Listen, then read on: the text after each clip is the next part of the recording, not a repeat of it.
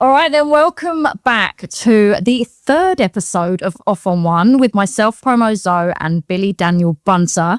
And on today's episode, we've got none other than the legendary Jumpin Jack Frost. Hello. Hey, how are you doing? I'm all right. Yeah? Good, yeah. Good. Today. All right, so wicked stuff. That is a Nigel reply.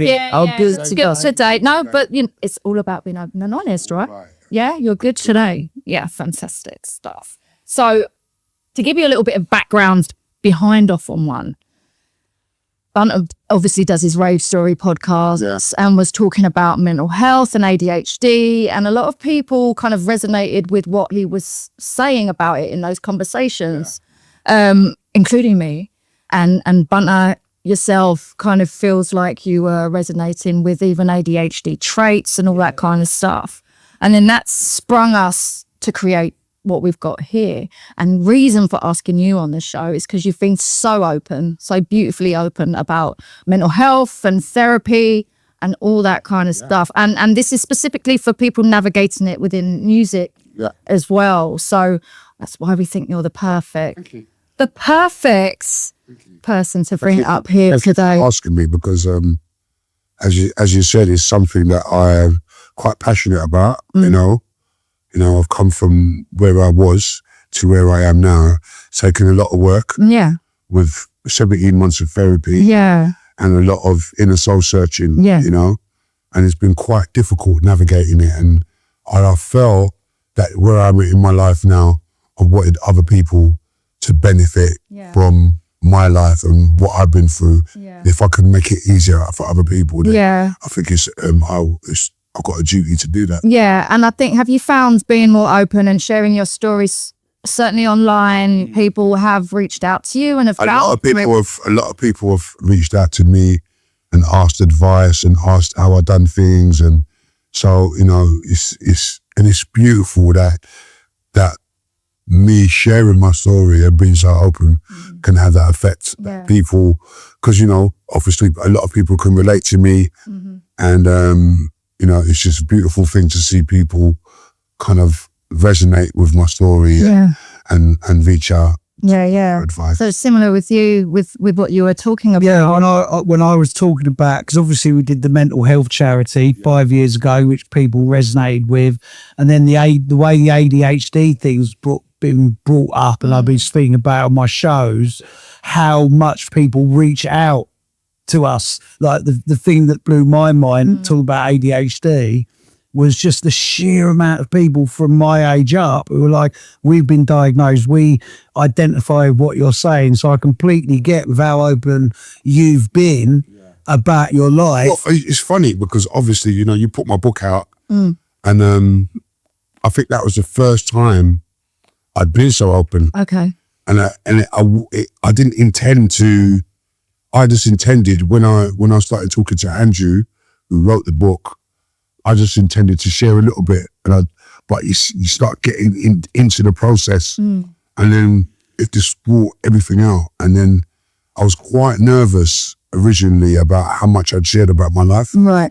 But then, once the book came out and the response from people was just, I thought I'd done the right thing. And since then, it's almost like, it's like you're kind of healing yourself as well, because it's really therapeutic, and, it's just, sharing your truths and seeing people respond to it and to see how much it helps other people. Yeah. It gives me a lot of joy, you know what I mean? Was writing the book kind of the moment when you realised you needed, or when you really began your journey of sort of healing and mental health awareness? I think so. Because up until that point, I was still, still like taking drugs. I was still like, I hadn't done any therapy at that point. Right. And I think after that, I kind of, at some point, I just thought, I wanted to really sort my life out. And I went and I spoke to a therapist.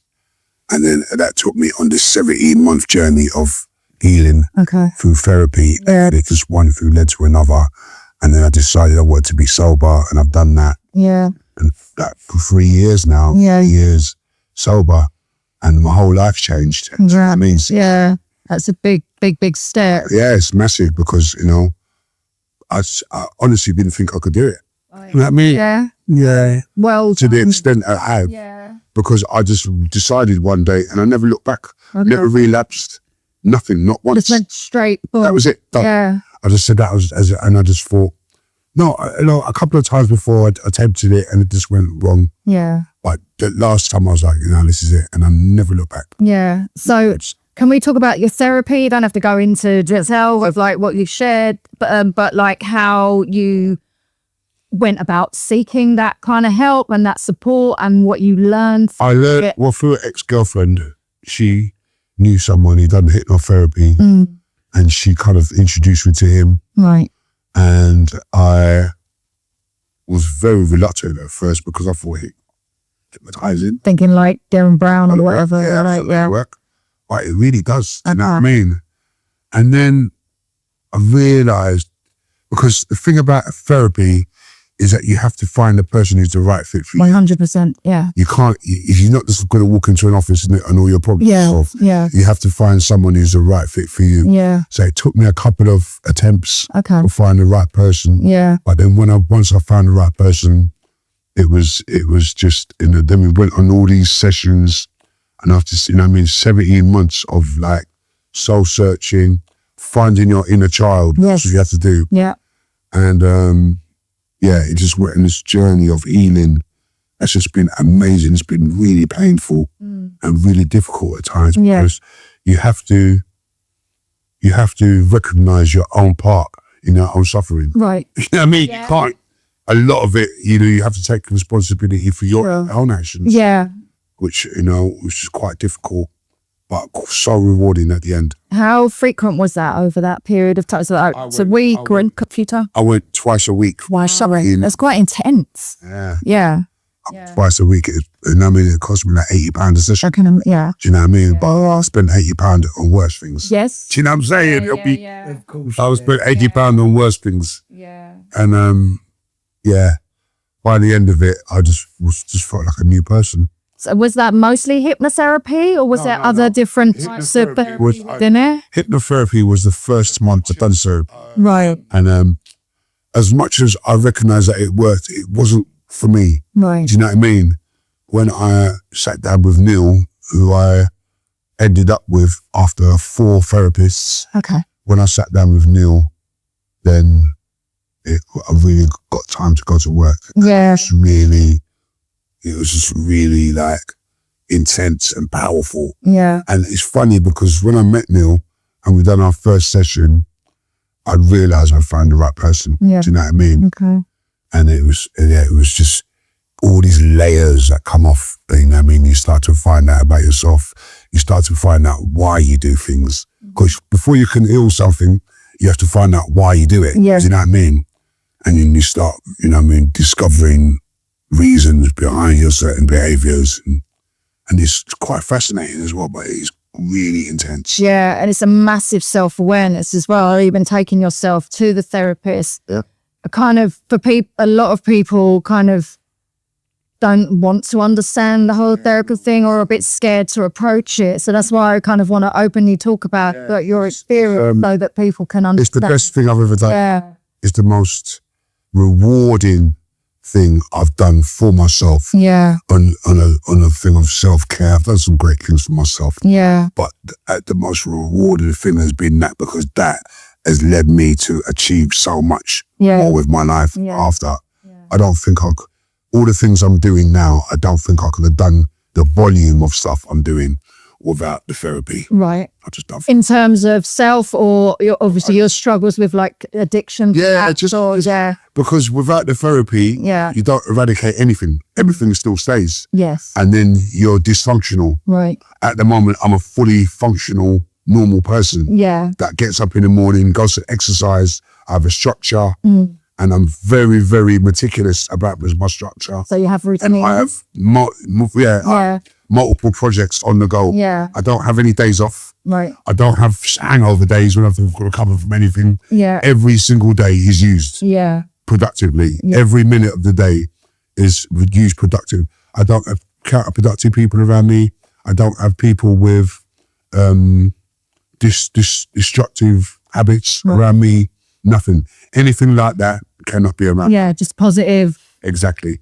Energy and mindset. Yeah, any kind of bad vibration or anyone with anything like that, I just can't have them around me. And why is that? Do you feel that that's like a trigger, perhaps? No, it's just I don't want to feel that. I just don't want that energy around me because, you know, you are like the four closest people to you. Yeah. You will become that fifth person. Yeah.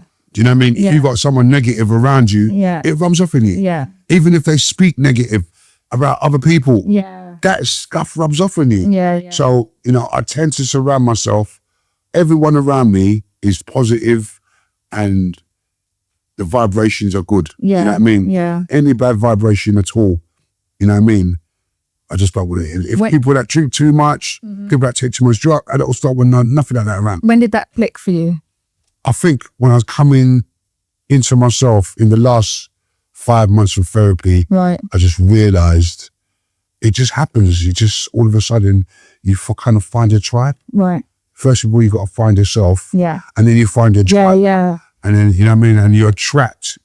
What you give out is what you attract. Yeah. Do you know what I mean? Yeah. So, you know, I hope to think that I have attracted people that vibrate at the same level as I do. Yeah. You know? Yeah. Yeah. So within music and finding time for yourself within like the busy schedule that you have, are you still able to like make time for your self-care? Like your fitness is obviously a big every morning I go to the gym. Yeah. Yesterday I went and got my feet done. Do you know what I mean? Pedicure? Oh. Go on. That is so Nigel now. Having that done is you now. I went and got my feet done yesterday. I have like a nice sauna and a massage and stuff. Beautiful. I go for a nice like sound bath, sound healing. Bath stuff. Yeah, I do stuff like that. Yeah. I just love the vibe, like the spiritual, natural vibrations of things like that. The way it just takes you away, and your mind can just relax, and just anything with a good vibration, that gives you that good energy. You know what I mean? Remember the old adverts? Was it the Horlicks? Oh, The ready break. Oh, with with the glow. That's you. That's what. Do you know what, Nigel? Like, just going back to the book and then to now, it all feels like such a work in progress, and this is the progress where you're at now. Because I find myself all the time saying, "This is the Nigel that you wanted to be," and like whether it's the signing to Def Jam, whether it's the positivity you talking, even here you talk about the people you want to surround yourself with, like the work in progress has progressed the way you worked so hard to get to. People that I had girlfriends, there's girlfriends that I love dearly, but I just can't have them around me. And there are friends that I love dearly, people that I've worked with that I love dearly, but I just can't have them around me. That's can't. Yeah.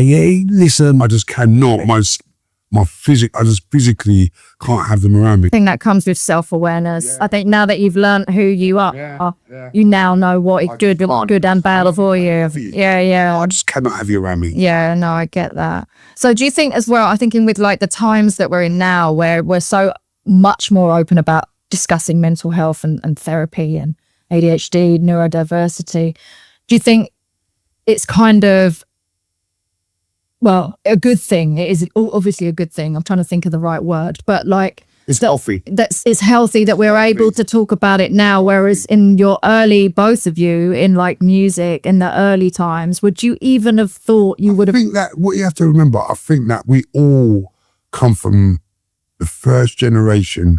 Our parents and that, they didn't discuss that. No. They didn't discuss that. My mum didn't even tell me she loved me. I knew she loved me. Yep. But, come on. Yeah. It just... Yeah. I'd say to my mum, give me a hug, and she'd be like, yeah, it was awkward. Yeah. Do you know what I mean? Yeah. Because that generation just didn't express herself. Yeah.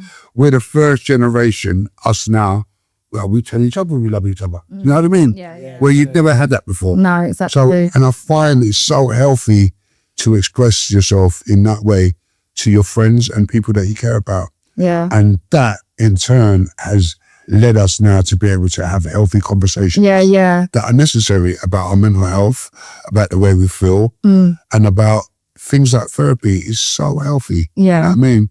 And it's, you know, and it's a really good example to the generation after us that will all grow up thinking it's just normal, which is a job done. Be emotionally aware and and mental health and that, because you're right, like we were discussing when we were talking about things like neurodiversity, well, and even depression and anxiety being picked up like in your sort of school age and stuff like that. People just weren't, we were just Gen X specifically, obviously the older generations, because they're the ones that kind of installed that within. Just from the era that we're from.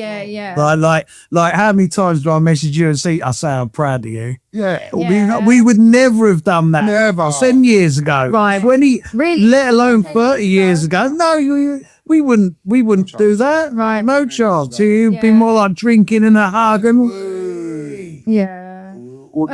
you said it's so different now. So I would never have thought that I'd have had Dougal or Hype or people on my podcast like even bringing up ADHD and stuff. Or Dougal the other day. Yeah.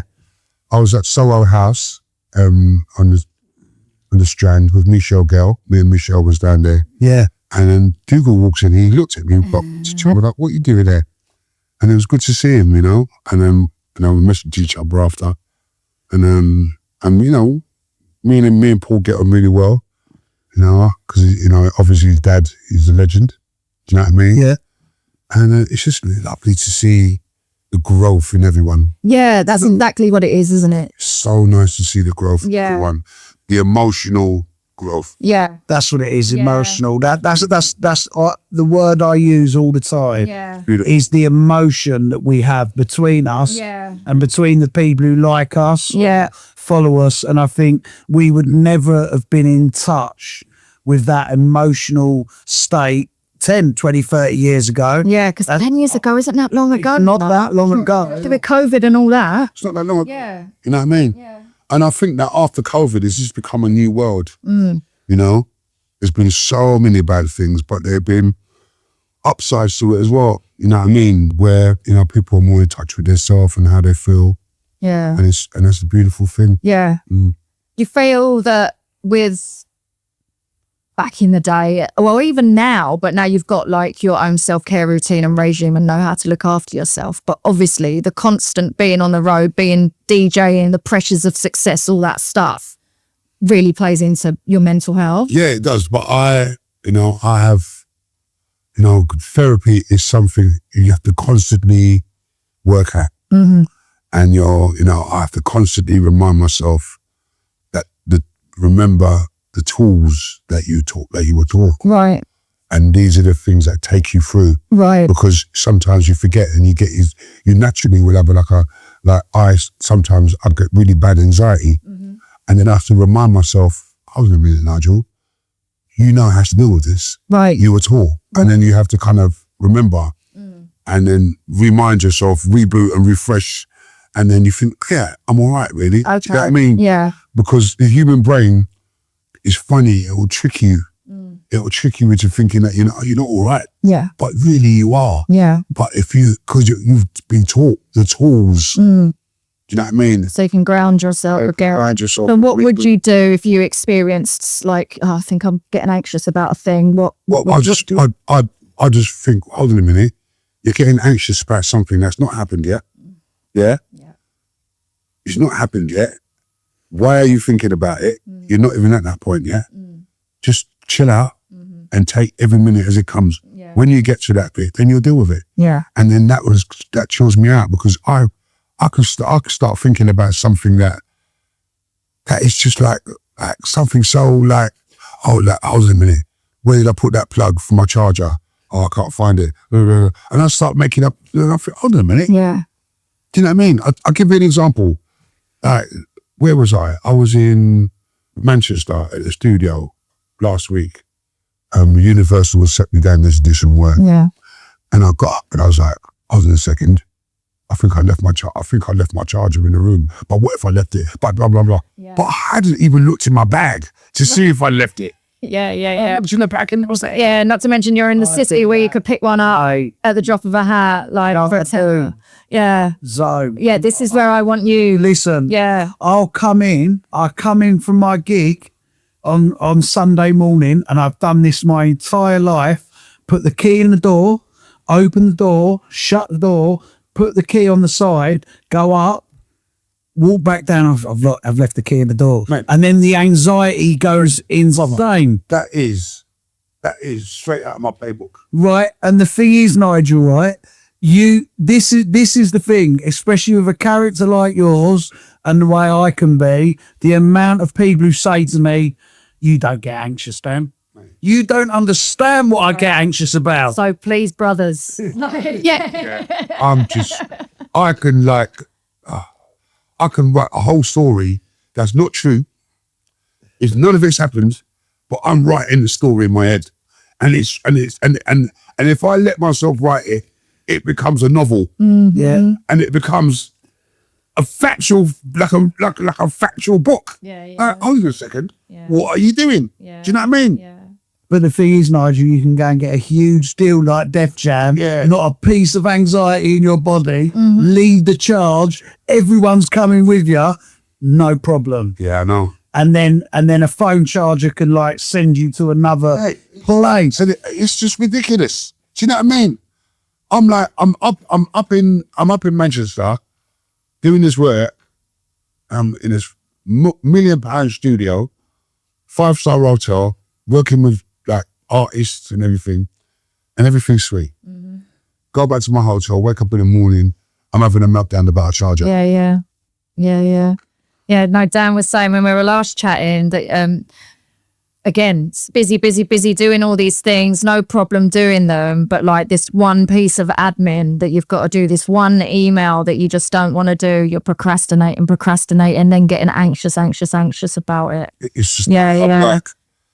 It's just my special. It's my special. Yeah. I sit there and I think, oh, a minute, nothing's wrong. No, something's got to be wrong. I'll tell you what, I'll make something that's wrong. Because do you know what? Accustomed to it. You're accustomed to Because it. we're accustomed to it. Nothing's wrong. I'll tell you what. Yeah. I'll make something up. That's going to go. That's what. Yeah, so you're like having to really retrain yourself, Yeah. not almost think like. You know what I mean? Like, oh, something's got to be wrong. Nothing's wrong. No, that's not right. Something's got to be wrong. I'll tell you what, I'll make something up that's not wrong. That's not wrong. Yeah. That's not right. What?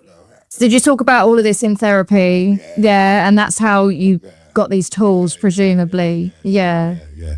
Just like, it's crazy, man. It's crazy. Like, you know what I mean? Just, you know, the extents that our brains will go to trick us. Do you know what I mean? Into thinking that we're not good enough or something's wrong or what are you doing?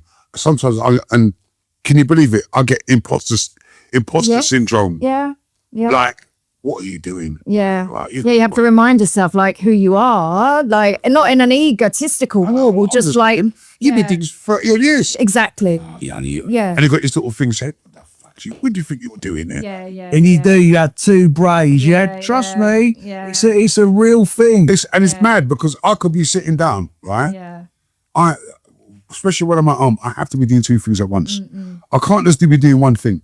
I've got to do two things at once. Right. Like I've got to be on the laptop and I've got to be doing something else. Sure. I can't do one. Okay. It's got to be two. Yeah. Otherwise, there's a problem. I seem to have a problem. Yeah. I've got to do, if I'm texting someone, then I've got to be doing, I can't just say, all right, let's concentrate on that. One thing at a time. It's got to be two. Tuned in. Are you similar? Do you feel? I can't do one thing. Yeah, no, I feel like, this is where Dan's like resonating with perhaps neurodiversity, and I'm not going to diagnose you. I'm not a doctor. This year I was diagnosed with inattentive ADHD. Yeah, I'm pretty sure I'm well off the charts. Yeah. We're pretty sure. My friend Dr. Rachel, you guys have got. Yeah, we will. She's an expert. That's what she specializes in, ADHD. Yeah. I was at she holds his conference. You have to get her on there. Yeah. And she's like, she could have diagnosed you, but she's pretty sure that I'm well off the chart. Yeah, you know the mad thing, Nigel, right? Is like you're one of the only people who's up at 5 a.m. and knows he can message me because I'll be up. At least you are. I open my eyes. In the morning, right? But I messaged you this morning about 6. Or something. Yeah, yeah. I opened my eyes. And I'm like, and I'm ready. I'm like, hello. I'm the other way. No, I'm like, hello. Hi. Like, is everyone ready? I'm like that. I'm like, what's wrong with everyone? Yeah. How come everyone's sleeping? I'm the other way. So I'm like, I will sleep in compared to you guys. I opened my eyes at 8:20. I saw Frost has messaged me at 5 o'clock, whatever. That's just, I was at the gym this morning. I was doing a spin class this morning at 6 o'clock. Yeah. Yeah. I messaged you, then I walked down and I went to the gym. Yeah. And every single morning is the same thing. Yeah. And if I don't do it, Yeah. then I'm going to be wonky. Yeah, agitated. Yeah. Yeah. What? I think maybe miss a day, maybe 2. Yeah. At the most. Yeah. Do you know what I mean? Like I had a shoulder injury. Oh God, that was a nightmare. See, I just took my gym kit like with. Yeah. I hated it. Like See, with that big energy, Nigel, where like you can have your laptop up, your phone's up, and you can do loads of things. Everything. Bam, loads of things. Do you think with drinking, drugs as well, it was the same thing? Loads of things. So you all of a sudden you replace that with actually good stuff. Yeah. I'm on a spin bike this morning. I'm like that. And she goes, Nigel, put the phone down. I'm like that, and I'm like trying to think. I'm like, what the fuck? Just put the phone down, Nigel. Yeah. We were chatting with Emma and we were talking about the importance of sleep. And I'm big on sleep. And like I said, I'm the other way around. So I'll actually stay up till midnight. Yeah. Are you guys in bed by? No, I can't stay up till No chance. No chance. I'm in bed by 9:30. Same as 9:30. I've got a different circadian rhythm to you. Yeah, 9:30. At 9:30, I'm asleep, and then I get up about 4 in the morning. Then I try and get another hour. I might manage it. Yeah. 5 o'clock, I'm up, driving everyone mad. Yeah. I've got all my team, my staff. I'm like, I'm messaging them all early in the morning. Sometimes I'm ringing, oi, you know the thing we got to do today? Like, my video man's like, oh, God. Hi. And he's like, hello, Nigel. Yeah. He's from Romania. Hi, Nigel. You know that thing we got to do today? Yeah. And it's like, man. So when you haven't had that clean sleep, let's call it, like that solid structure of sleep of going to bed at 9, like you guys do, and getting up 4, 5, say you've had like the gigs. I was saying to Emma, I found that tiredness is a massive trigger for anxiety for me. Have you felt that? Like, No, because it doesn't matter what time I go to bed, I still get up at the same time. I might get in at 3 o'clock in the morning right. and I'll still get up. Are you not tired? No. You're a different guy. I do. I Yeah. get, if I lose some time or I don't go on sleep, that's when You're a machine. Yeah, I'll just get up and I'm like normal again. Yeah, all right. Wow. go on, let's go. Let's go. Yeah. Maybe because I sleep in the car. I ride a car. I don't sleep in the car. I sleep in the car. I mean, the driver drives, I'm like that. So, hey.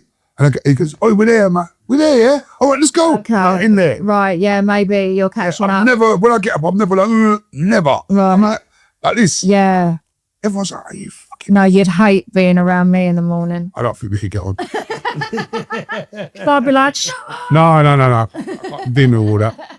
can't be dealing with all that. Anyone like that, I just can't be around. Oh, well. Because that energy, I'm like, oh, fuck this shit.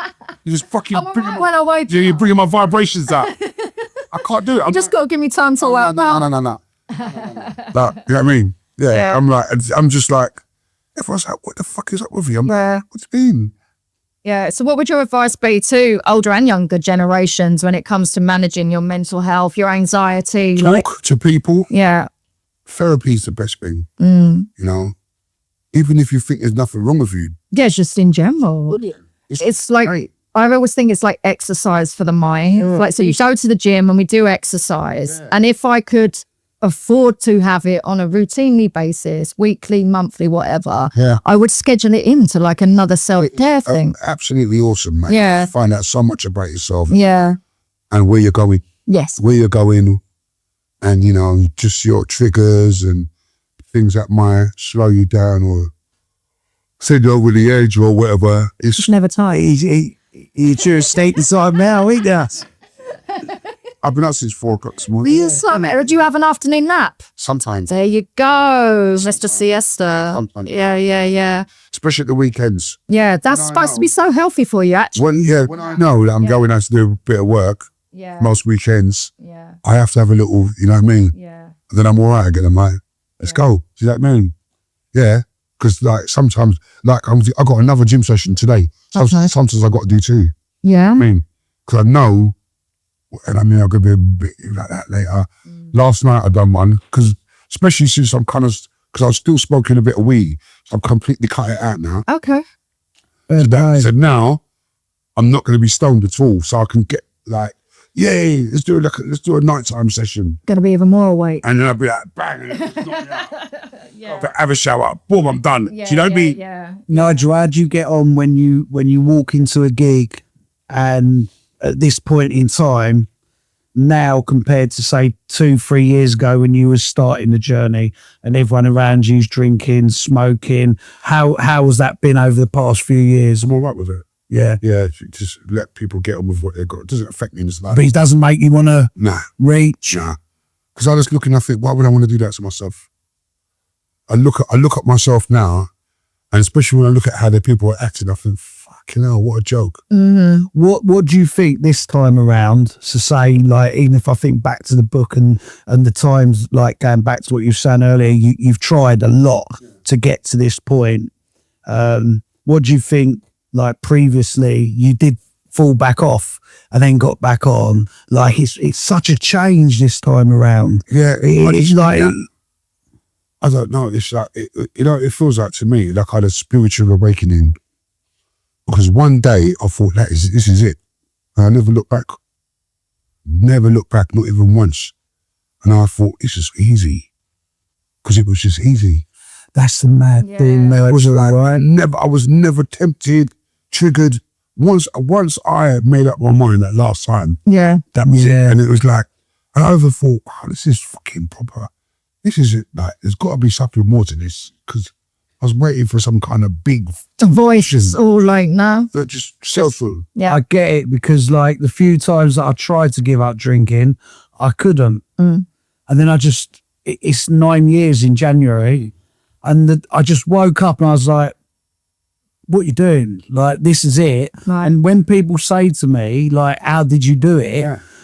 There was 4 or 5 times where I couldn't do it, and then I just woke up and it was just that. Yeah, that's it. Like I've light bulb. That's light bulb. Okay, and now I couldn't even imagine having a drink. Couldn't even imagine it. Yeah. The thing about me, I was never really a big drinker. I don't like the taste of it. Right. And I just don't see the point of it. But when I took cocaine, I drink fucking up. Of course, because you can. Yeah. But I just don't never see the point of having a drink. Yeah. I've always been like that. Yeah. Because I never started taking drugs until I was in my 30s. Okay. When I was like, in the early rave days and all that. Yeah. I never drunk. That always blown me away, that thing. I never ever, like when everyone was out taking. So in all them early acid. I never took, never. Wow. Never, ever. Yeah. I never started until I was in my 30s. Yeah. So I was about 35. Yeah. 35. And that always blew me away when you told me that. Never, I wasn't interested. Yeah. I just looked at people and thought. So what era would that have been? You at 35? What kind of end of jungle era. Yeah. That's when I started. Right. And I just fucking went all the way in. Yeah. Right. Yeah. And I've like the early days, like when everyone was taking pills and all that. Yeah. Looks at everyone like, hey, you're not fucking off your head. Right. People used to offer me jobs and I look at you like, mad. And then one day I just thought, well, it's my time now. What have I been just out on? And it's crazy because, like, all those years I was out in raves, just normal. Yeah. And I just had no interest whatsoever. Didn't like just alcohol. I just didn't even like the taste of it, the smell of it, nothing. I just thought, fuck that, man. It's all so bad. Do you think that having experienced the party clean has helped you experience the party clean? That has helped you on that journey, i.e. you know what it feels like, or you did know what that felt like in comparison to never knowing what that felt like, to then be able to go, actually, today's the day. I'm jogging it all up. Yeah. I was just like, fuck this shit. Yeah.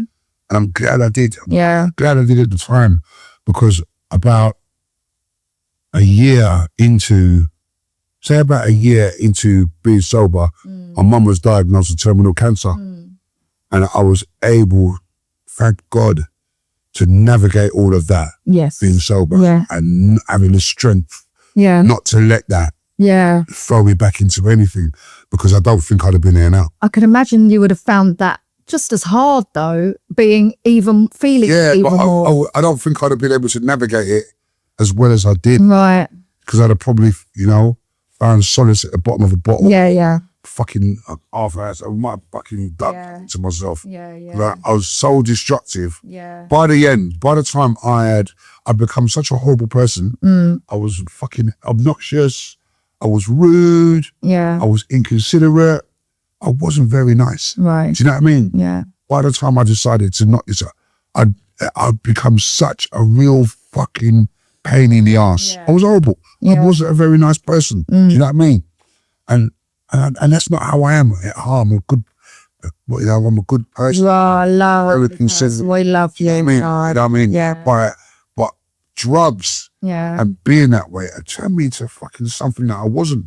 A lot of people have probably got memories of me that are just not great. Yeah. Do you know what I mean? Yeah. You know, the mad thing is like, you've never showed me and Sonia that, even though we've been around you when you've been like that to other people. And I think so many of your friends or people who know, like, you think you wrote a book that me and Sonia released, so we knew your things that you'd never told people. But and I think that's why people, like you say, you know that people have thought you've been an arsehole to them, but you've never shown that to us. So we've always rooted for you, because we always know that there is this side to you, even when you're at your lowest, that like, and we know that you've always fought with your demons to get to this point that you're at. But now there's some things nothing, fuck's sake. You know what I mean? Like, what the fuck? Do you think you were self-medicating? Why do you think you were doing that? Because it was the party, you under pressure to do that anyway? Like, childhood traumas. Yeah. Self-medicating to mask up childhood traumas. Okay. And that's having a fight. Yeah, of course. I mean, Yeah. no, but it was a lot of self-medicating and a lot of masking up really bad things, things that I'd done to people as well. Right. You know what I mean? Yeah. Like, I'd done some really bad things, like I used to be really violent. I'd done really, really, really bad things. Yeah. So dealing with those demons, not having the ability to process that. Yeah. And thank God, like, God has given me the opportunity, because I'm really into God. You know what I mean? And the spirit, and you know what I mean? I'm not religious enough, but I mean, I believe in God, and I believe, you know what I mean, that God has given me the chance to live my life, but to also to try to help other people to live their life. Have you always had those beliefs, or is that a new thing? I'll tell you something. Do you know my grandfather was the first black bishop in his country, and he christened me. Wow. He christened me, and then he died 6 months later. No, 6 weeks later. Oh wow. Yeah, when he christened me, he hand me over. Yeah. And he fainted, and he never. No way. There's another one as well. Yeah, I recall this story. So have you always had I've always faith, had that faith. Yeah. But I kind of, you kind of, you go off the rails, and that goes, doesn't it? Yeah. You know what I mean? But it's come back stronger than ever now. Stronger than ever. And you feel that helps you navigate, like, again, all of this? Or Without God, yeah, I would be sitting there now. I wouldn't be here now. Okay. I wouldn't be here now, and I wouldn't be able to do the things that I'm doing now either. And I would be able to try to help people, because I do a lot of stuff to help other people. Yeah. A lot of things I don't really talk about. Yeah. But it's just between me and them. Yeah. And me and God. Yeah. And me and the Father. And I try my best to give back and help as many. Yeah. No, that's great. Nigel, see, like, in the past when you've been angry and like that anger, like, do you ever have moments like that now where you have to put yourself in check in this moment, because that feeling, the devil will always come, and always the devil will always come, and you know what I mean, They say just before you level up, you will be tested the most. Just when you're going to go up a level in life, these tests come to test to see, let's see where he's at. Yeah. See if we can bring him down. Because it's such a powerful emotion that even when you've given up drink, you've given up drugs, you're on this path, it's such a powerful emotion that it can still come back. It can come back at any time. But listen, it's, you know, it's a saying, we live life forwards, but we understand it backwards. Yeah. I mean, yeah. And you're free to make any choice you want in life, but you're not free from the consequences of your choices. Yes. Yeah. I mean, yeah. And I truly believe that. And I've had to like recently be like, and just be like, what the? And just be like, no. Yeah. So if somebody pisses you off in the same way they would have pissed you off 20 years ago, let's just say. I've still got the ability to kick off. Yeah. Do you know what I mean? So how do you rein yourself in from that? Sometimes, you know, you process it differently. You process it differently. You process it differently. You stop, you think, and you know what I mean? In different situations, because I can go from 0 to 60 in seconds. Yeah. Do you know what I mean? So now you take time. Now I breathe and I just think, hold on a minute. What are you really going to benefit from this? What are you really going to benefit from this? Because all you're going to do at the end of this, Nigel, is regret it and wish that you could take it back. Sure. Every time. Self-awareness. All you're going to do is think, why did I do that for? Yeah. And then, you know what I mean? And you become more and more skilled at learning to process things. Yeah. And, you know, it just makes me a happier person. Yeah. Makes me easier to be around. It makes me easier to get on with. Yeah. And you know what I mean? And I want people to enjoy my company. I want people to talk to me and not be like, yeah. You know what I mean? That's not me. It's just fucking. Yeah. And I think as I've got older, I've got better at navigating my way in a happy way. Yeah. You know what I mean? Yeah. Yeah. Do you know what? My anger, I had a situation about 4 or 5 months ago, and I've kept my anger in check for quite a long time, and it just rose. Yeah. And it rose and it rose and it come out. I know what they say. The angry undercurrent is the worst. It's the worst, right? And it come out of me with someone down the phone, and Sonia heard it. Katie was in at the time. And what do you feel like afterwards when you've done it? I know. You feel like even if it is the other person's fault, you just you feel like don't feel good. You feel like you let yourself down, you let the person down at the end of the phone, even if they was bad in the first place. Everyone around you hears it. And it's when you're younger, I don't know about you, it felt good when you someone like a right old chat. someone They're not having it back. someone's taking the piss out of you. You're going to tell them straight, boom. You ain't got no problems with letting them know how you feel. But then as you get older and all of these things, you think, what's the point? What did you really gain out of it? You think, all right, I felt great for 20 seconds. That's all it is. That's all it is. That's all it is. Right. For about 20 seconds, you feel like, I was right. Yeah. Come on. Do you know what I mean? It's like, in the grand scheme of things, does it really matter? Trust me, the amount of times these things didn't matter, but took up a whole load of energy, dropped you back down, you know what I mean? Took you back up, then you'd go and have a drink. And then you'd probably go back to that person and tell him again, I didn't tell you enough. I didn't tell you enough. Whereas now, see, he knows. Whereas now... That was my special. You know what? As it goes. Because what you do, you start talking to yourself. Yeah. You start talking to yourself. Do you know what I mean? I never tell me that. I'll see you off. See me get on. Have the argument with the person in your head. Yeah, and then go back to him. I've board meetings with the other lot. Yeah. I have a board meeting. There's a few of them up there. Okay. And we have to have a board meeting. Okay. Me and the other three up there. We have to have a board meeting about it. Yeah. And then after the board meeting, I'll come out raging. Always. Yeah. After a board meeting with the others up there. Sounds like the outcome's always the same with these guys. It's always. Yeah. You never said enough, did you? You never said it. Go tell him. You see what you done? You see what you said there, didn't you? New people in the office. I'm in the new office there, mate.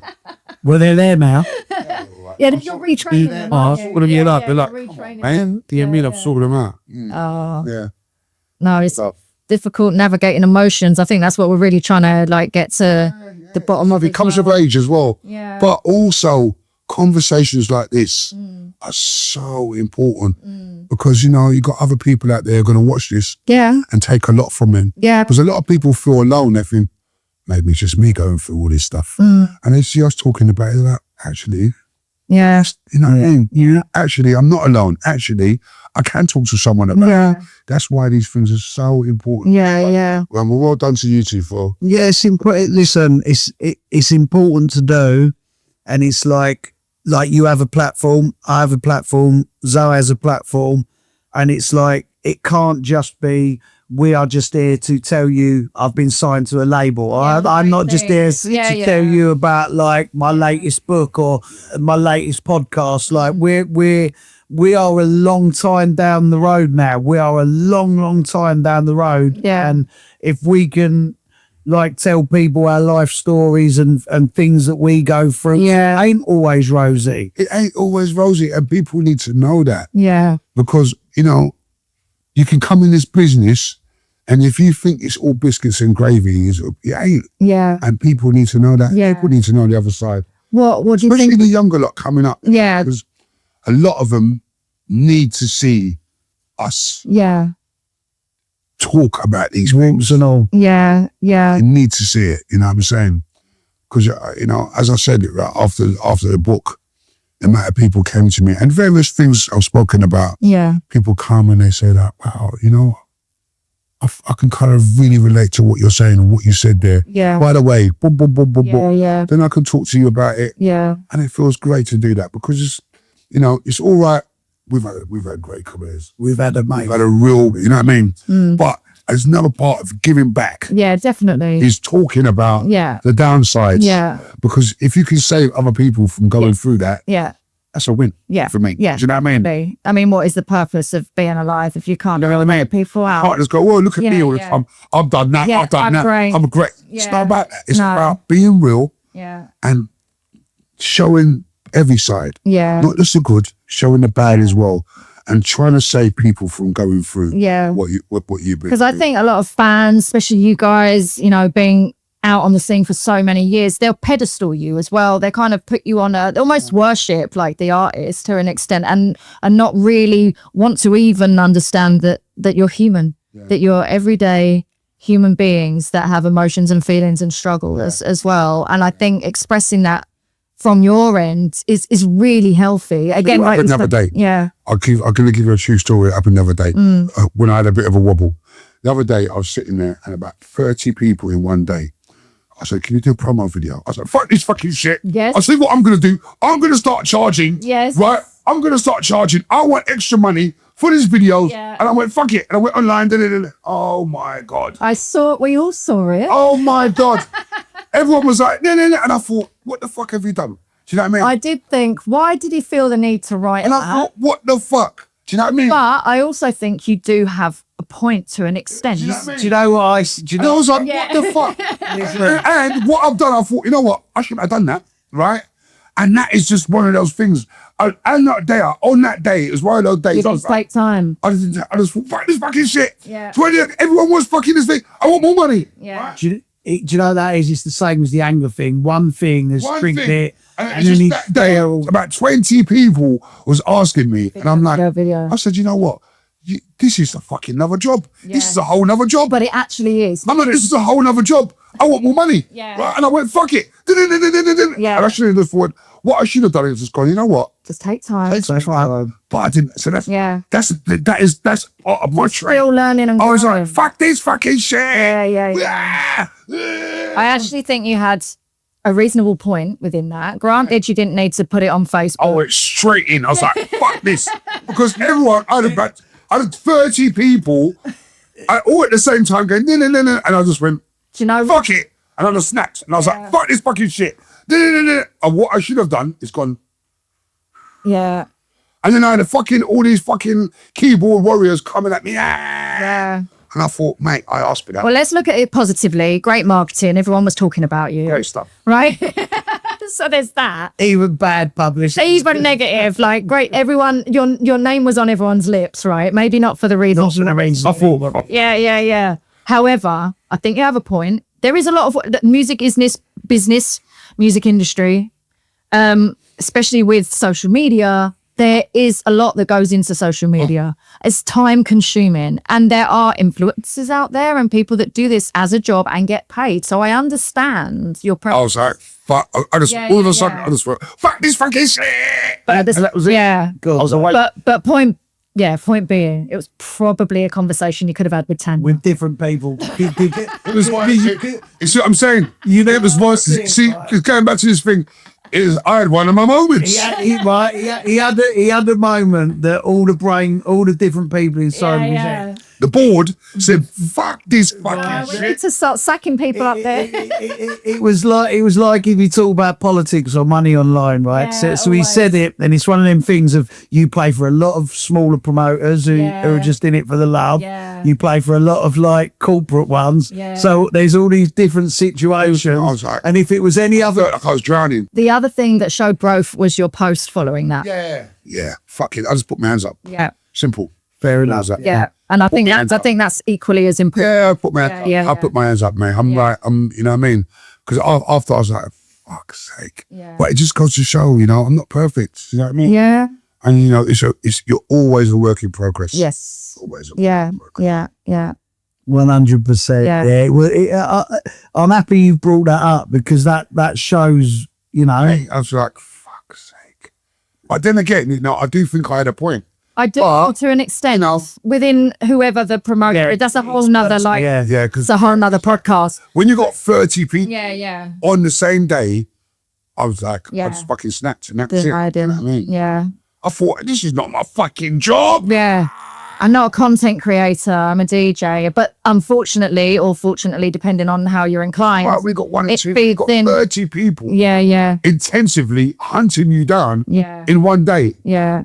It was a lot. Nigel, what would you say to like the new, there's like a big pool of new generation DJs who are experiencing what we all experience either in the late 80s or especially in the sort of sanctuary world dance era, you know, that era of like the big stages and we were performing to 5, 8, 10,000 people.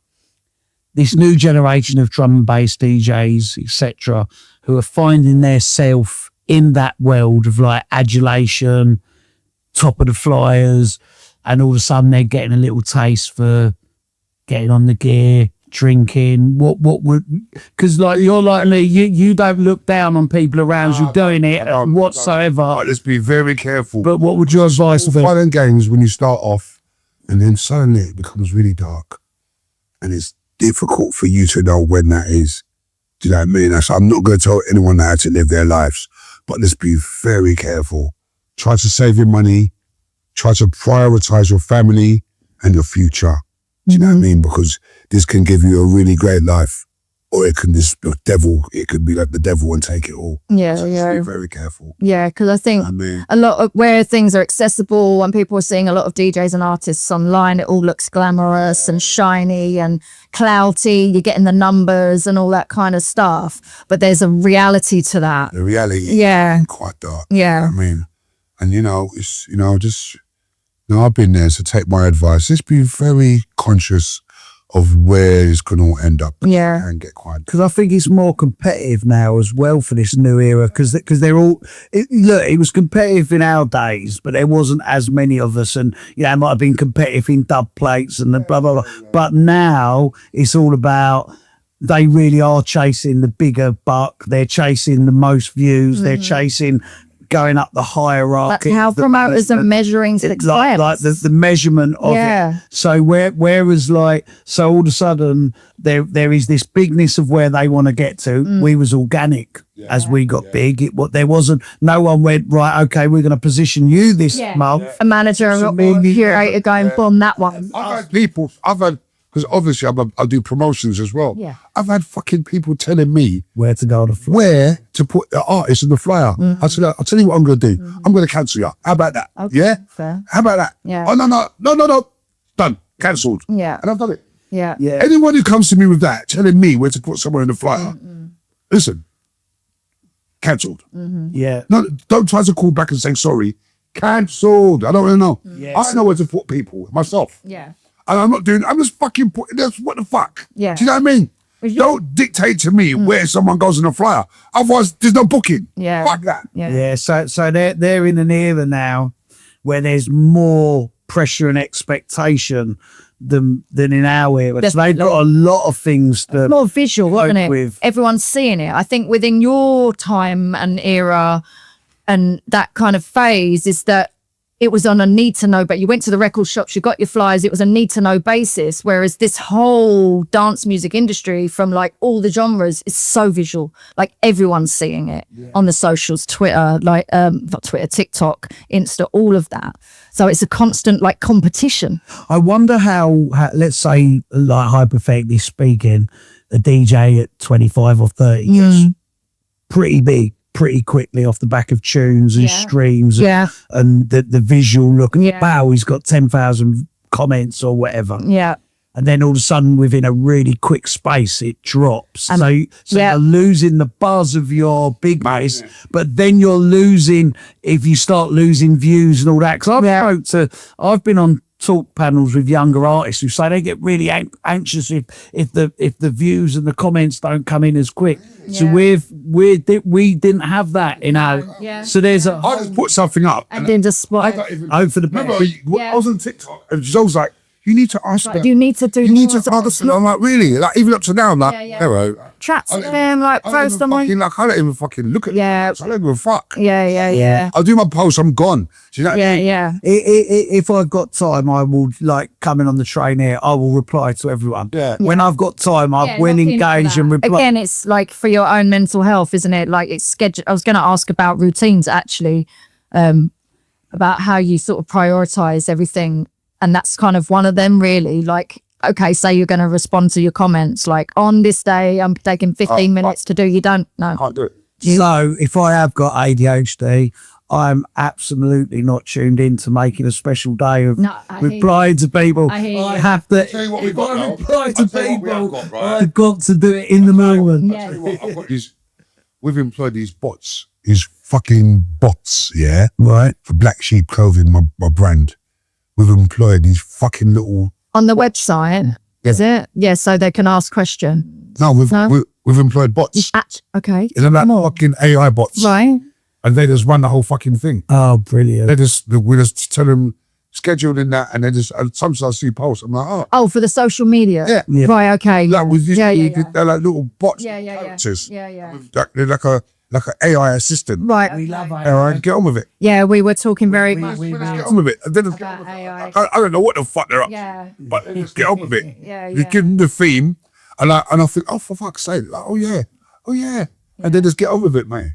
Yeah, we were talking about how much we enjoy ChatGPT, particularly with our like ADHD kind of the traits of ADHD are having constant ideas and business ideas, creative ideas, and a lot of people will act on them but then not follow them through, and we were kind of learning. I'm following everything through, right? But with ChatGPT you can exercise like straight away, like so that's what ChatGPT just blows my brains. Like what you can like actually do with it, especially like if you want to do 3 things at once, it makes you be able to do 5 things especially if you've got a couple of phones and you're I'm like and so the laptop. I was going to say, how do you manage your focus and family life? You've got grown children, like, and do all the gigs and everything else.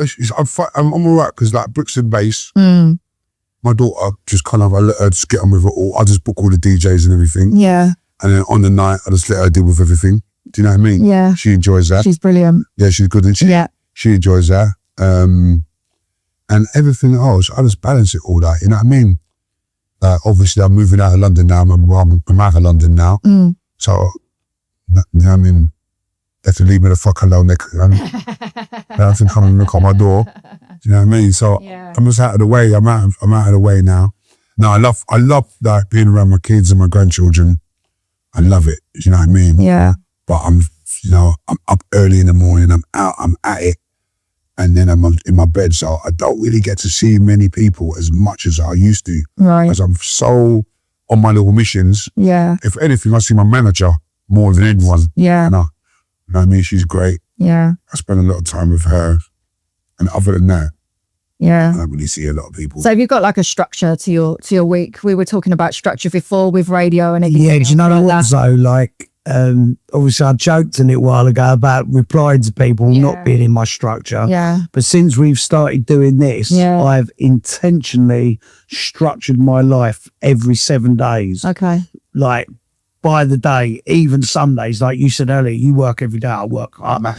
Sundays are just as important. I might use it well as any other day, right? I've got my bed. I'm on my bed. I've got my laptop like that. I'm at my most productive at the bed with to be fair. Yeah. So I've found that complete and utter structure again, rather than, of course, I'm always moving on my energy. Everything's energy because it's music and energy. I'll do that. You know, I don't want to do that yet. But now all of a sudden I've put it in a structure, and I even say to Sozo, look at my week. And I think the other week when I started it, she probably looked at him and thought, yeah, you've been writing a list every week for the past however many years, but all of the sudden I'm acting on these lists and flipping hell do I feel good. When did that happen? About 2 weeks ago. So I'm in my second week of working to my list. If I show you my list on my phone up there, I am working to all of it. I'll tell you what. All of it. I'll tell you what I watched the other day, and it was so beautiful to watch, yeah? I was watching this thing on Netflix about Ozzy Osbourne. Ozzy, when they were leading up to his last concert, you know what I mean, just before he died. And just to see how him and Sharon are, and just, you know what I mean, because he's obviously very ill, you know what I mean, in the last days, and just the effort that he took to get him to do that last show. You know what I mean? It brought a tear to my eyes, you know what I mean, to watch it. And we're talking about someone, just a servant of music. Yeah. Do you know what I mean? And you look at that and you think, what a beautiful life we have. Yeah. You know what I mean? We've got a good life, like. Yeah. And he right until the end, you know, last show he done, and the effort that it took, and everyone coming together, all the other artists that come together to make that happen. And I watched that, and it was just beautiful, man. Do you know what I mean? And I look and I think, no, we are so blessed. Do you know what I mean? In our lives, and it's, you know, it's a gift. Do you know what I mean? So what we do is a gift. Yeah. And it's even to be able to do things like this to. Now, people will watch this and people will resonate with it, and people will get a lot out of it. Yeah. Can you believe we're here all these years later? Mate, sometimes I look and I think, fuck's sake, look at this. Do you know what I mean? Amazing. Beautiful. Yeah. Beautiful. Because we could never, ever have envisaged it. Never. I remember you, like, he was about 15. Yeah. Do you know what I mean? And you look now, still as ugly as ever. And that was always good side in HD, remember? Yeah. Go on, so sure. Right. No, I was just going to revert back to like being able to express how you feel, like quite openly, and how like we've sort of lost that to a degree with lack of community, in a sense, where everyone's quite sort of on their own online and not within spaces where they feel comfortable enough to even broach subjects or discuss things. Do you think that's really, an element? Yeah, that's interesting. Yeah, because you know, back in the day, we used to all meet at Music House. It's like a little youth club vibe. Yeah. We all met down there, cut dubs, had a laugh and a joke, had a bit of lunch together. Yeah. Do you think I'm not sure people would be so open about their feelings. No. But it was that camaraderie. But do you know what I mean? But it was just that genuine brotherhood that was there. In terms of how people express themselves, that is a special thing for this time, this moment, where we're at now. Because you'll have seen it all just develop and unfold. I was going through so much at so many different times. Yeah. But no one would ever know. No, because in the 80s, I'm an 80s child, like you just wouldn't bring up anything like that. Parents wouldn't have done that. 90s, no, still very much about, you know, keeping up with the Joneses, that sort of vibe. Noughties. Yeah. I appreciate how far we've come as people, as human beings now, to be able to express ourselves fearlessly. Yeah. In a way that we do now. And in a way that helps others as well. Yeah. What we do helps others. Do you feel that being able to express your truth by way of novel or like just online or just writing, whatever, that you've then been able to realize who you are and it's more freeing? Yeah, because I think I've always known who I am, but for other people to know who I am and to kind of accept my flaws, warts and all, you know what I mean? It's because there's times when I've been, you know, you suppress your feelings and you suppress things and, you know, but now this is just me. And you know what I mean? Being yourself is a privilege on us. Well, exactly. Exactly. I think it is. Like, I don't imagine there's many stones unturned, like with your story, and I think there must be comfort in that. It's all out. Yeah. I am who I am. This is me, and here I am now, better than ever. You know what I'm saying? Better than ever. And you know, I've still have my days. Yeah. Got a little wobble. And I'm a human being. I mean, that's that therapy within itself, isn't it? That's the whole point. Again, going back to going and seeing a therapist. If you can't be honest with the therapist, you're never going to get the work done. Never. You're never going to get the work done. You have to be honest and own your own part in suffering. Yeah. Do you know what I mean? Yeah. Because we all have a part to play in our own suffering. Yeah. What part did I play? Yeah. Do you know what I mean? I was a cunt. You're what's known as a good... And he'd be saying with a smile on his face. Yeah. Nigel, so with like some amazing achievements from then to now up to this Def Jam deal, personally, what is your biggest achievement as a human? Like when you look back on your, you know what, self as Jumpin Jack Frost and Nigel. See the relationship I've now got with my kids. Beautiful. That is my greatest achievement. Do you know what I mean? To see the content in their face, to see how their daddy's now, and to know that my mum, when she passed away, she didn't have to worry about me anymore. Okay. Do you know what I mean? She passed away knowing my son is okay. I don't have to worry about him. Yeah. Does that make you feel like warm with that as well? Yeah. That's all that little thing I just mentioned is part of the same little thing. Yeah. And it's my greatest achievement. Amazing. Yeah. That's beautiful. As family comes first every time, it's for the music, even before the music. Every time, do you know what I mean? So that is my greatest achievement, you know what I mean? And, you know, it's beautiful. And it's, you know, it's taken a lot of work to get where I am now. Yeah. But I'm really happy I'm here. Yeah, and that wouldn't have come without you doing the work. And I think you should give yourself more credit as a human being and as a person than even... You don't have to take this out from me, but even than a higher power, because you are in control of your destiny. Yeah, you know, it's been a lot of work, and thank you for that. You know, I've worked really hard. Yeah, I've worked really hard on myself, and I've had to pick myself up from fucking the lowest of the low, man. Sometimes, you know what I mean. And here we are. Yeah. So if someone is struggling, and you know, with anxiety, depression, addiction, mental health, whatever umbrella we want to put it under, and we all say like, I will talk to somebody. Listen, you go out there, first of all, you sit down, you acknowledge I'm struggling in whatever capacity. You know, you look at me, look where I was. Anything's possible, but acknowledge first. It starts with you first. 100. It starts with you, and then, you know, it's never too late. Ever to change your life. Do you know what I mean? You know, with the right help and with your friends, talk to your friends, talk to your family. Yeah. Don't feel ashamed. Yeah. Do you know what I mean? Go and talk to people. I know it's a cliche. We say it all the time. Yeah, just talk to someone, and you really feel like you can't. Have to. Yeah. Have to share. Or the right person, or I think there can be a presumption that it's going to come at a cost, and there's actually services that don't cost. You can go out. Yeah. There are so many different organizations that are there to help with addiction, with anxiety, with anything.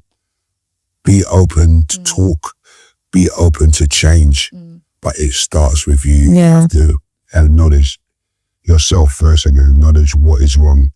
And I tell you something, you know, God is good. God is the greatest. If you meet him halfway, he will bring you the rest of the way.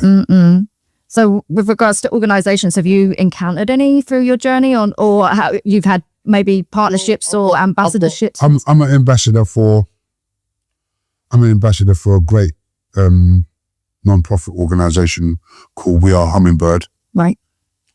And you can look online, We Are Hummingbird. They offer mental health services for anyone. If you just Google We Are Hummingbird, they're an absolutely fantastic organization. And that's a good place to start. Right. Do you know what I mean? That's a good place to start. I also want to send a big shout to some friends of mine who run a company called Boys Get Sad Too. Yeah. And they, you know, sometimes people might see me wearing their t-shirts. Yeah. And they donate 30% of their profits to men's mental health charity. Right. Do you know what I mean? But We Are Hummingbird, you know, anyone out there struggling with your mental health, go check out We Are Hummingbird, ask for Ian, tell him that I sent you. He'd be happy to help you all. Okay. It's a fantastic, wonderful non-profit organisation. Awesome. And you yourself have a mental health charity. safespacemovement.co.uk, and something we're gonna actually be in. It's funny you talk about spaces and stuff like that. We're actually, a new part of the charity is going to be where we do these calls, whether it's Zoom or however it is, to get teams to get like 20 or 30 people together who are suffering, who might be anxious in going to spaces with other people and getting people to come online and share their favourite records and talk about why that record makes them feel good and just meet other people. And that's something that we're actually about to test within the next week. Right. And that's a beautiful way, because it's a way of people expressing themselves through something that they love. And then they might meet someone else who loves that record as well. And they both might have the same anxieties. And it's a good way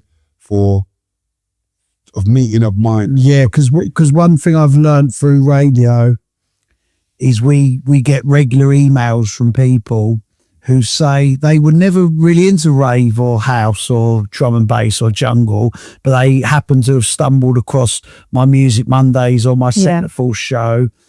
And we've had a few really touching emails where people, like, radio is so important to people because they feel a connection to us as presenters, right?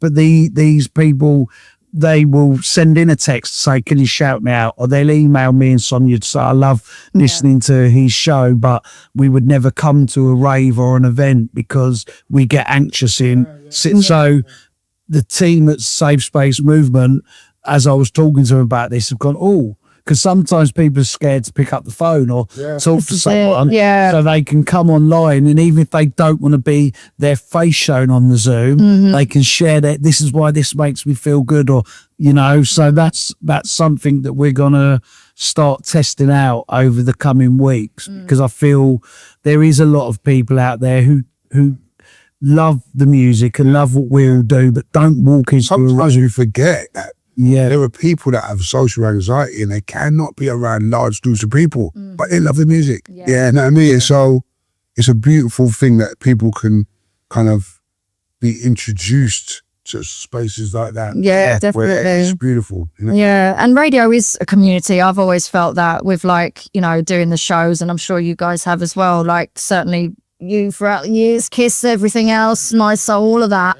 And then, like, we were talking about, like, we have it's essentially an online community because you've got to have your chat room. And people do feel like they get to know you and get to know one another within that, and then maybe they can open up. So I think it's about perhaps educating people and making them aware that, like, it's not embarrassing to even ask someone who may not be, especially now in these times where these such beautiful times when people are so empathetic and expressive. Yeah. You know, and it's you know, these take advantage of these spaces where you can express yourself. And people do genuinely care and do genuinely want to help.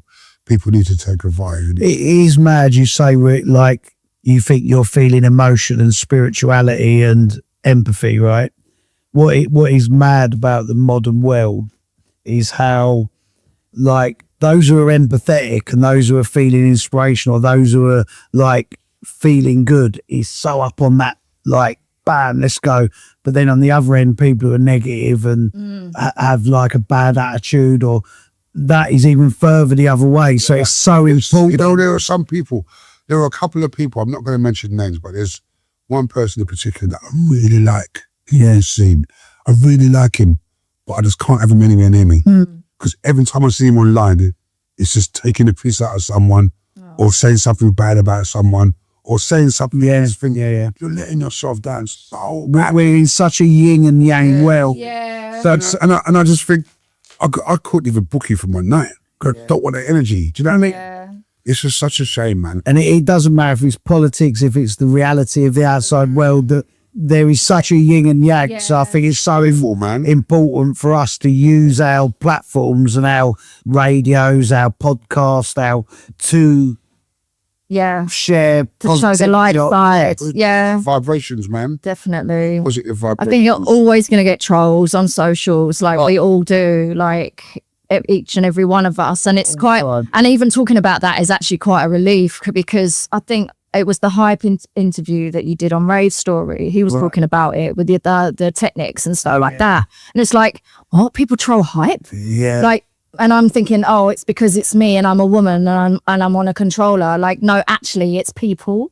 Yeah. Like, yeah, exactly. So you say, I tell you what, I like that red. I like that red thing. Yeah. What did the blue one ever do to you? Yeah. You know what? I like that. I like that red colour. Yeah. But what about blue? What did blue ever do to you? That's where we're at. And you were saying the same, getting trolling for not using. Oh, you're playing on vinyl one video and then you're on digital on the night. The other, you're still being trolled for it. The thing as well, the other thing that happens there is, especially if your pages are monetized, where your content gets monetized. So Facebook or TikTok or YouTube, they will purposely, once you have a post that starts blowing up, they will purposely then try and fire it to more and more people, for their advertisers. So if you all of a sudden get some people going, oh, why aren't you on vinyl? It'll always be a grumpy 50 to 60 year old man who hasn't been out for 30 years, right?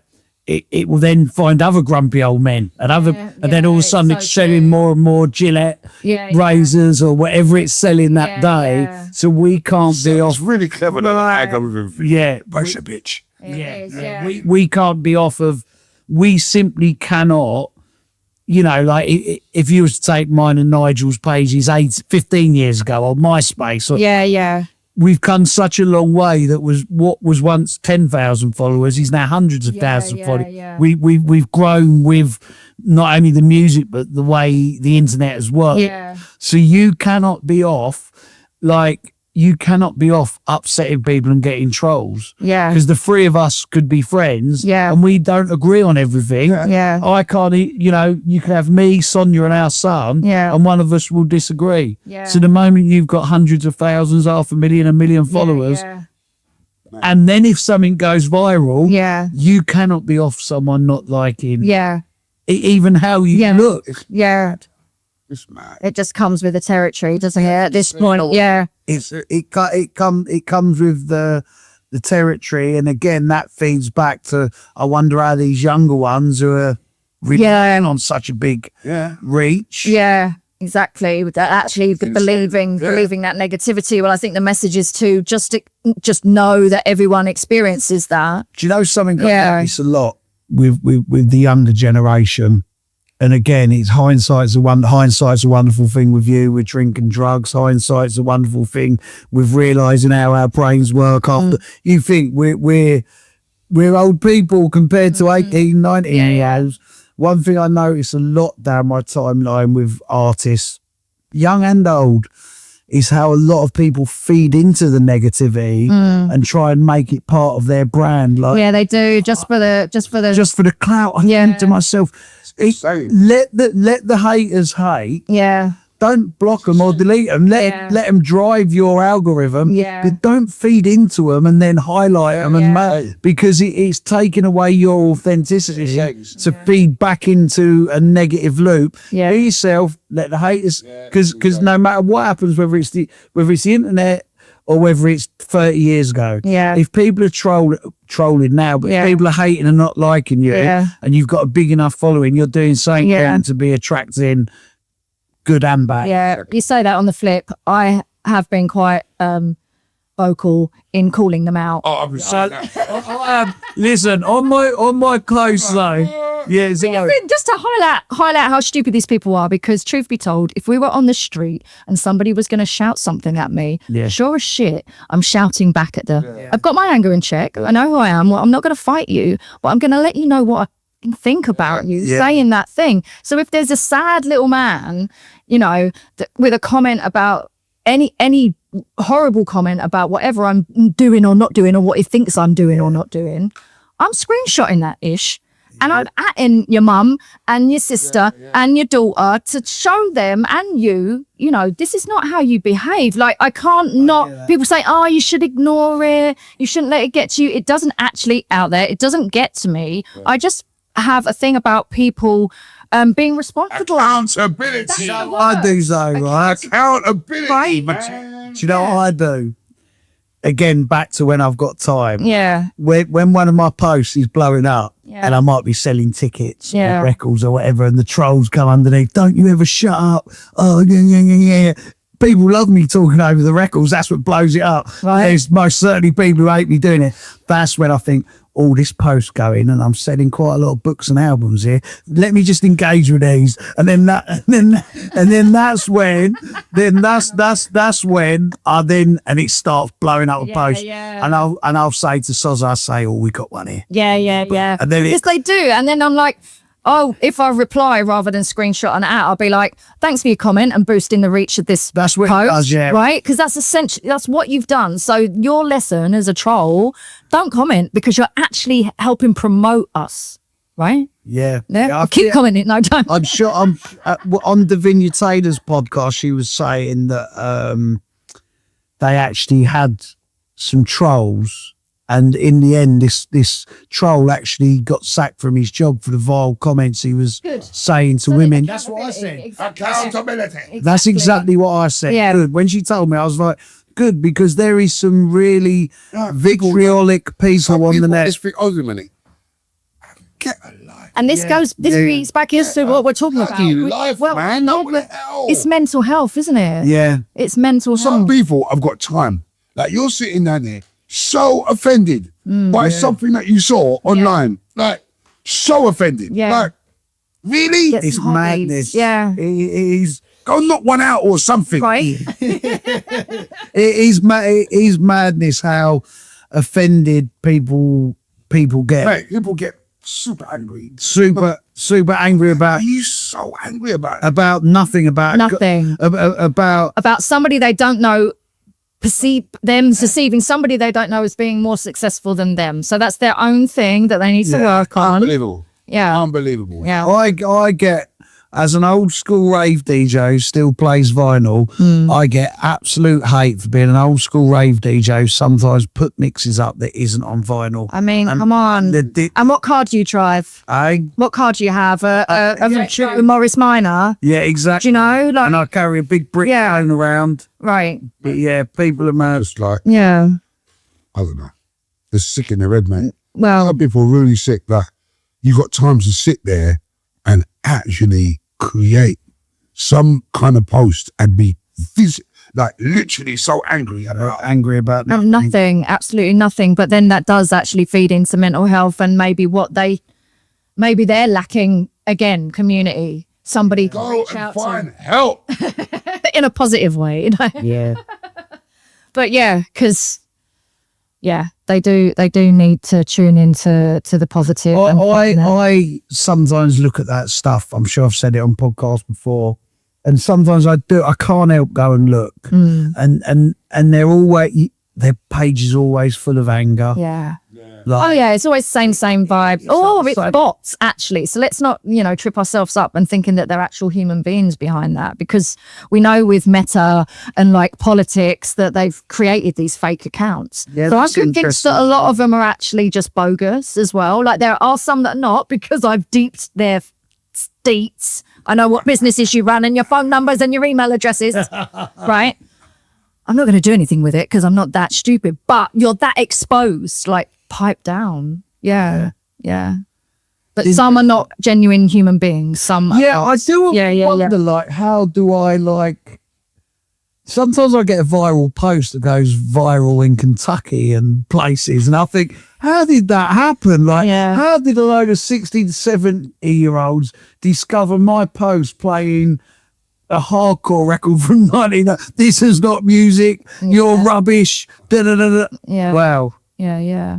But no, I think the youngsters coming through, going back to the point, like they're not their experience. That's their experience. That's their first experience, because we've experienced life without the internet, without social media, without all of that stuff. Fucking insane, man. Yeah. And they're coming through with that as, oh, they don't like me. Oh, shall I quit? Like all of that, when actually that's just the reality of it's crazy. of the world now. Crazy. Yeah. It's like people just like that. I don't know. It's like the internet can create so much hate. Yeah. It's unbelievable. I try and use it as, I do use it as positively as possible, as the whole thing for my music, I saw that. events, everything. Like, literally, it's like, if I want to talk, if I want to vent or certain things, it goes back to the family thing. You have your family, you have your relationships, Yeah, you your have confidant. your friendships, Yeah. you know what I mean? Yeah. I love I love a good old rant sometimes. Yeah. Listen, I'm cool. It comes from a good place though. Do you know what? Probably a lot of the podcasts have a lot of natural thought processes in. This is the whole therapeutic situation. Like we're able to talk about everything that we're experiencing. All right, granted, out in the bloody public, wide open, but we're still able to, talk about it. I would never put, because I got no need to. I wouldn't go and put a controversial post up to get likes. No, because I get so many likes from. I love doing it. I don't understand. We'll never do that, and I'd never. Purposely think, I'll tell you what I'm going to do. I'm going to do this to cause some controversy. Yeah, just write about some negative current affair. If I say something controversy on a podcast or say something, like I've no issues of highlighting things like the turntable situation and saying, well, it's just silly. I'm a vinyl DJ, and you people who think it's the only way is stupid. But it's like, there are people that really get angry about that, isn't there? Yeah, it really is really angry. But I guess they're just on their ones with their handful of records and their one turntable. Yeah. Anyway, going back to people, new artists and old, new artists coming through, and the older gen that maybe haven't ever been able to reach out and speak to somebody. We all know what the advice is: talk to somebody. But let's reiterate, that before we it's close. not right there. Yeah. You can talk to people. You can reach out. Therapy is great. Friends are good. You know what I mean? If someone's really your friend, you must be able to talk to them about anything. Yeah. You know what I mean? Friends ain't just meant to be there for the good times. Right. If you're feeling low, you must have a friend that you can speak to. Yeah. That's where it starts. Yeah. You know what I mean? Yeah. I know the old cliche, don't suffer in silence, but literally don't. Yeah. Because, every human being is a beautiful creation, and life is really good when you're on the other side and you've done the work. Yeah. Do you know what I mean? So come on, you know what I mean? Look at yourself, think I want to live. Yeah. I mean, I want to live. Do you know what I mean? And life is for living. And I'm living proof that once you get yourself together, life is beautiful. Yeah. You know? Yeah. I would like to add, like, with regards to therapy, I've seen not a number of different therapists, private, not private. You can access therapy, whether that's CBT or spoken therapy or the other things that we've spoken about, perhaps with Emma, by simply going to your GP. And also there are other organizations that don't even need a GP referral. So if you can search for it online, speak to ChatGPT, the Samaritans is always a first point of call for phone lines, that sort of thing. You know, it can be, Mind is another one. Yeah, Mind's a good one. Yeah. So if you don't want to speak to your friends because you're embarrassed for whatever reason, you can speak to somebody who's totally impartial. Yeah. I started off with my GP. Yeah. And then it went from there. Okay. Do you know what I mean? Yeah. I'm saying, first of all, my friend introduced me to the hypnotherapist. Yeah. But that wasn't really for me. Do you know what I mean? It was all right. Yeah. But it didn't, do you know what I mean? I spoke to my GP and then I tried a few and then I found the right one. Yeah. So, you know. Yeah. So you can be private if you can afford it, and it doesn't have to be if you can't. And I've had a go at both, and they're equally as good as one another. Yeah. Brilliant. Good stuff. Yeah. Love you. We love Jumpin Jack Frost. What's not to love? Come on. Big up. Thanks for coming on. Bye. Signing out. Promo Zone. Thank you very much, everyone. Love you. Big up. Off on one.